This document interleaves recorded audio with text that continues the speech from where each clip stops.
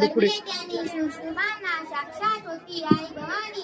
जन्म घेतला त्यांच्या पोटी शिवरायांनी, जन्म घेतला त्यांच्या पोटी शिवरायांनी. सर्वांना माझा नमस्कार. माझे नाव लोकेश्वरी तुकाराम चव्हाण आहे. आज 12 जानेवारी आपण राजमाता जिजाऊ यांची जयंती साजरी करीत आहोत.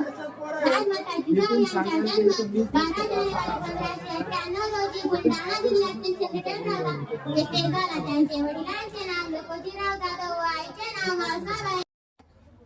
जिजाऊपती शिवाजी सरदार मोहिमावर असत.